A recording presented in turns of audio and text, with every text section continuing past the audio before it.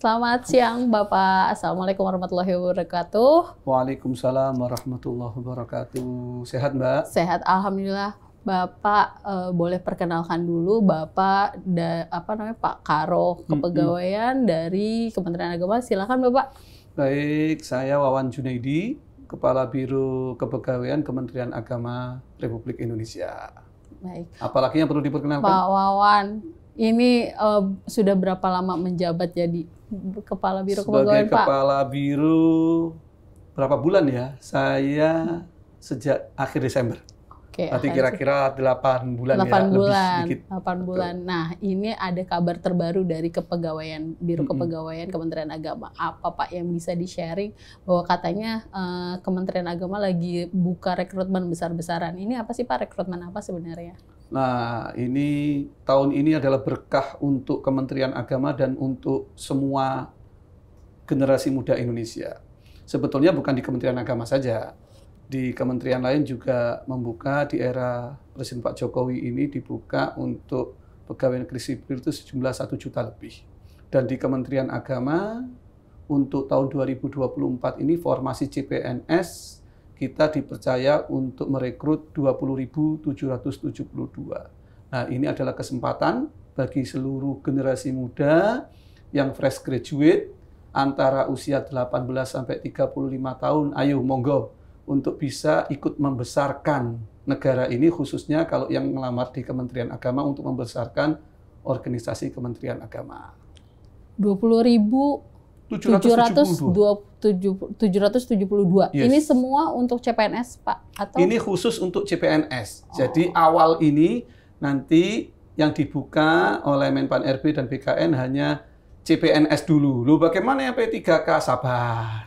Nanti yang P3K mungkin nih bocorannya ya akhir September atau awal Oktober lah kira-kira. Tapi yang sekarang yang 20.772 khusus untuk calon pegawai negeri sipil.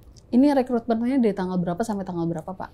Jadi kita pengumuman mulai tanggal 31 Agustus kemarin ya, sudah kita umumkan secara resmi di web Kementerian Agama. Nanti teman-teman semuanya yang berminat untuk bergabung dengan organisasi Kementerian Agama bisa dilihat. Di situ ada tabelnya. Pendaftarannya mulai tanggal 1 sampai tanggal 14 September. Okay. Nah, nanti setelah itu ada tahapan-tahapan seleksi administrasi itu sampai tanggal 16 dan segala macamnya bisa dilihat detailnya di tabel pengumuman itu. Nah, jenis formasinya Pak, jenis formasinya apa saja nih? Formasinya ini karena jumlahnya luar biasa, sebanyaknya 20.772, kita secara umum membuka formasi umum dan formasi khusus.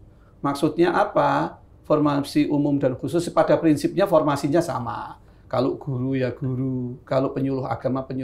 Hanya yang khusus ini dibedakan ada beberapa kategori. Contohnya ada para calon pelamar yang memiliki predikat komlot. Nah, itu kita berikan kekhususan karena mereka sudah berhasil untuk mencapai prestasinya. Tapi kita juga memberikan kekhususan contohnya kepada saudara-saudara kita yang penyandang disabilitas. Ini juga tidak mungkin kita rekrut harus sama-sama dengan yang lain. Ini ada affirmative action. Jadi kekhususan affirmative action ini juga untuk saudara-saudara kita yang mengalami difabilitas. Lalu juga ada kekhususan untuk saudara-saudara kita yang putra-putri Papua. Ini juga ada dikhususkan bentuk perhatian kita kepada teman-teman yang ada di Papua supaya juga bisa nanti mengabdi di lingkungan Kementerian Agama yang di provinsi, ada 4 provinsi ya sekarang di sana ya, tambah 5 berarti ya, 2 tambah 3 baru provinsinya. Dan yang ada lagi tentang formasi putra-putri Kalimantan.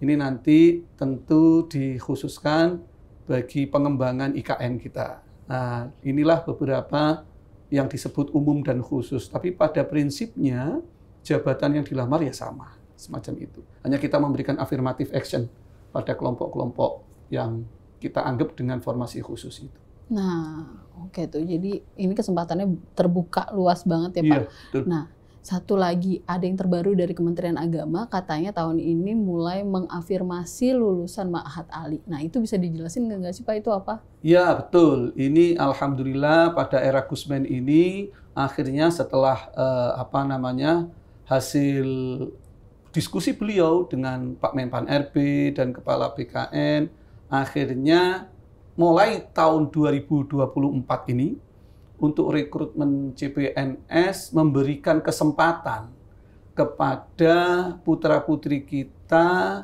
yang berasal dari lulusan Ma'had Ali. Ma'had Ali ini apa? Ma'had Ali ini adalah satuan pendidikan keagamaan Islam formal. Nah, pertanyaannya, kenapa kok cuma Ma'had Ali, Pak? Sebetulnya Gusmen ingin mendorong seluruh pendidikan keagamaan, agama-agama yang lain juga bisa diberikan kesempatan seperti alumni Ma'had Ali. Hanya sayangnya memang kebetulan dari teman-teman yang Kristen, Katolik, Hindu, Buddha, Konghucu masih berproses ini untuk pendidikan keagamaan formalnya. Kebetulan yang sudah siap adalah pendidikan keagamaan formal yang Islam. Apa itu Ma'had Ali? Jadi ini setara dengan S1. Makanya karena setara dengan S1, mereka tahun ini, alhamdulillah hasil diskusi Gusmen dengan Pak Menpan RB dan juga dengan BKN dan tentu dengan izin dari Pak Presiden diberikan akses untuk para santri ini. Tapi sekali lagi saya garis bawahi sebetulnya yang didorong bukan hanya dari kalangan teman-teman Islam ya. Loh Pak, kenapa kok yang lain tidak diberikan akses? Bukan tidak diberikan akses, masih belum punya pendidikan keagamaan yang level tinggi. Itu Mbak. Oke. Nah itu berapa banyak Pak jumlah formasi yang diafirmasikan untuk Ma'had Ali? 5.900 sekian ya. Saya coba nih saya cek datanya ya. Jadi untuk Ma'had Ali itu ada sekitar 5.915 formasi. Oh, 5.900. Tentu ini formasi-formasi yang terutama ya, yang instansi pembinanya adalah Kementerian Agama.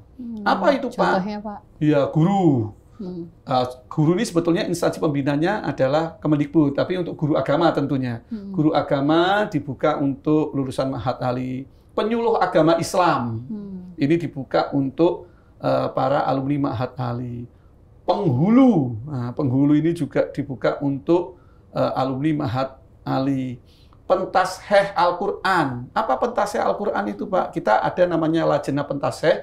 Jadi Quran yang belum dicetak itu kan perlu dilihat. Jangan sampai ada kesalahan. Ini ada jabatan fungsional yang khusus untuk mentasheh naskah Al-Quran. Ini dibuka juga untuk lulusan Ma'had Ali.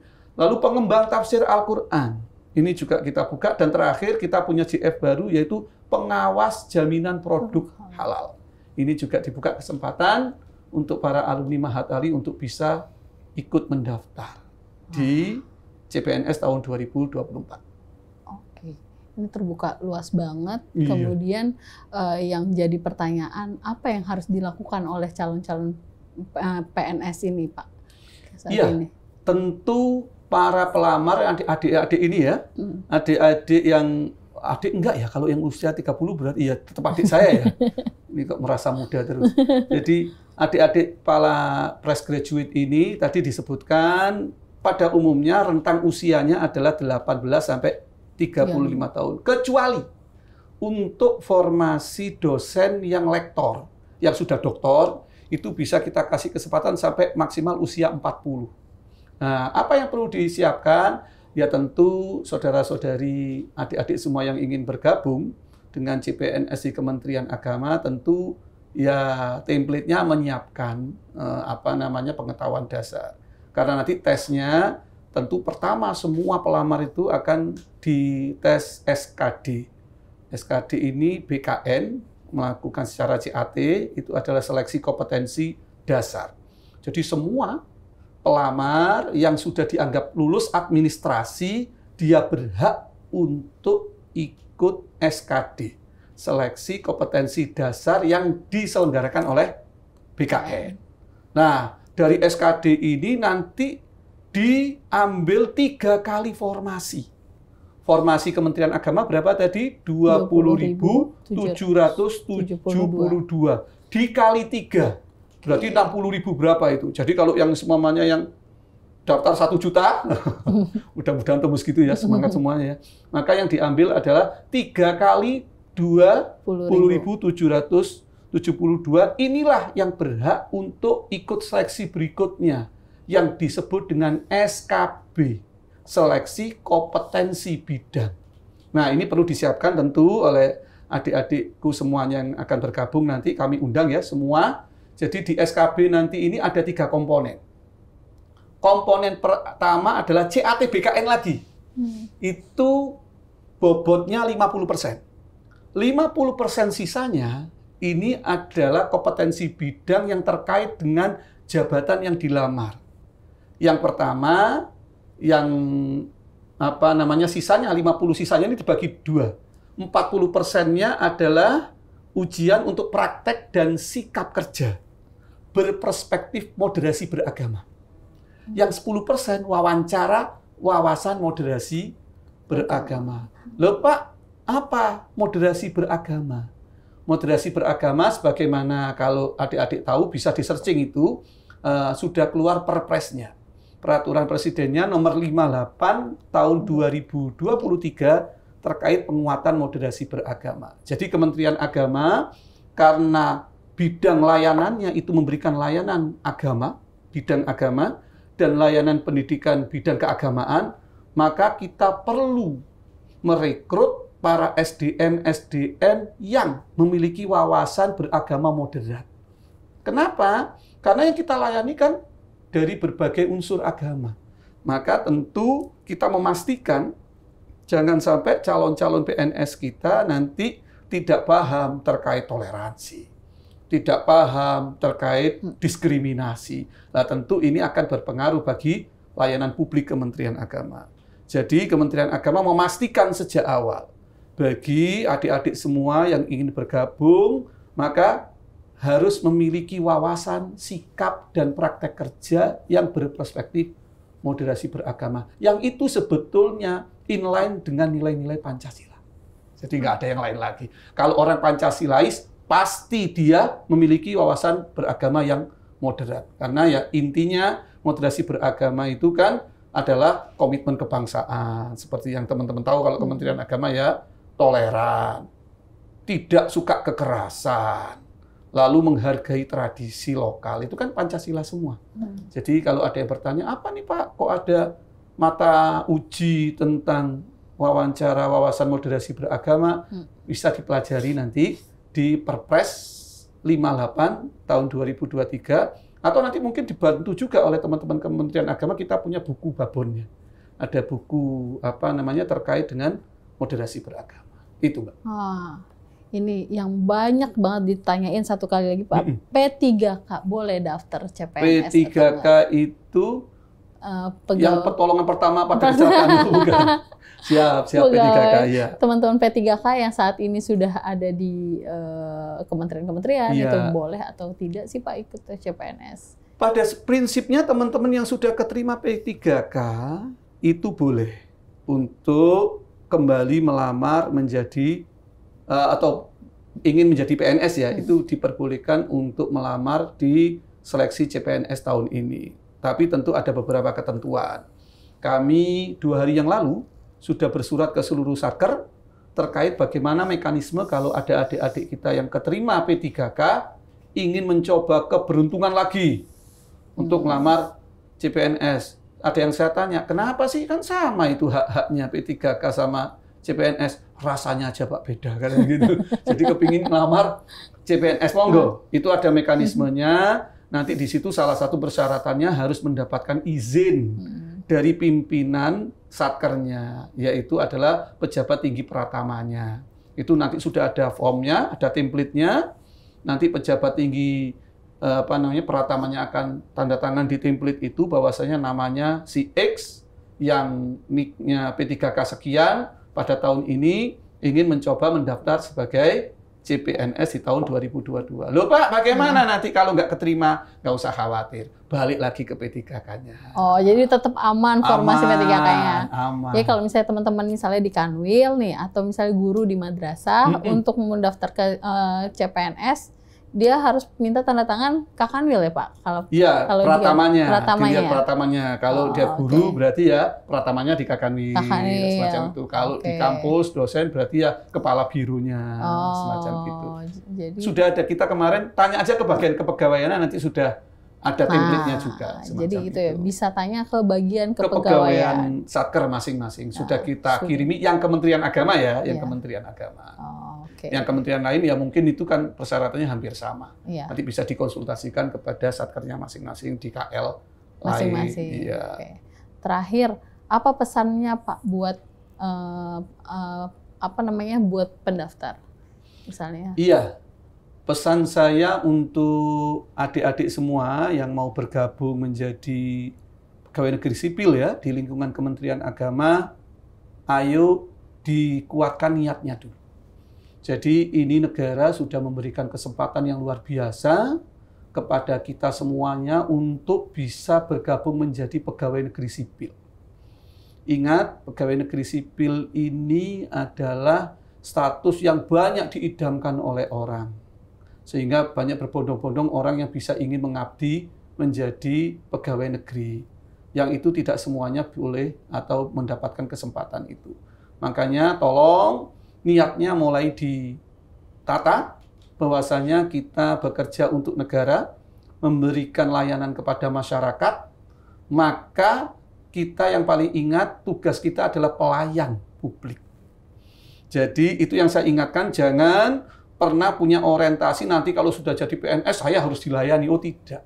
PNS ini adalah pelayan publik, maka orientasinya kita harus melayani.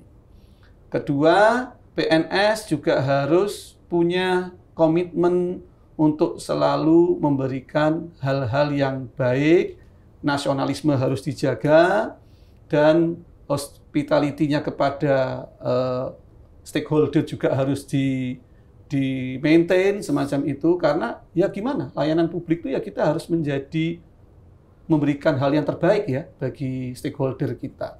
Jadi sekali lagi, jangan pernah bermimpi kalau sudah jadi PNS, oh fasilitasnya ini, hak itu hak. Tapi ingat, selain hak yang akan kita terima, tapi kita punya kewajiban untuk memberikan yang terbaik untuk bangsa ini. Itu saja. Oke. Terima kasih banyak Pak Karo atas waktunya. Sama-sama Mbak. Sama-sama. Mudah-mudahan kita bisa ketemu lagi Pak Karo. Nah boleh. Ini ngomong-ngomong belum dicicipi. Ini boleh dicobain ya? Boleh dicobain. Siap, Pak Karo.